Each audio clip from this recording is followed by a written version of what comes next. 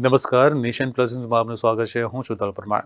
લોકસભાની ચૂંટણી નજીકમાં છે ત્યારે અમદાવાદમાં 3012 કરોડના વિકાસ કામોનું લોકાર્પણ કરવામાં આવ્યું હતું. અમદાવાદ શહેરના ત્રણેય લોકસભામાં 3012 કરોડના વિકાસના કામોનું લોકાર્પણ કરવામાં આવ્યું હતું. આ લોકાર્પણ કાર્યક્રમમાં રાજ્યના મુખ્યમંત્રી ભૂપેન્દ્ર પટેલ હાજર રહ્યા હતા.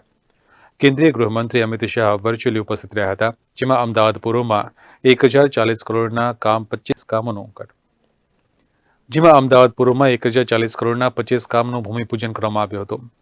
અમદાવાદ પશ્ચિમમાં 11 કામોનું ભૂમિપૂજન કરવામાં આવ્યું હતું અને અમદાવાદના હેબતપુર, ગોતા સહિતના વિસ્તારમાં લોકોને ઘરનું ઘર મળવાનું છે તેનું પણ કામનું મુહૂર્ત કરવામાં આવ્યું હતું. આ ઉપરાંત શહેરમાં ટ્રાફિકની સમસ્યા દૂર કરવા માટે ઓવરબ્રિજનું લોકાર્પણ તેમજ ખાતમુહૂર્ત કરવામાં આવ્યું હતું. Bureau report, Nation Plus News, Ahmedabad.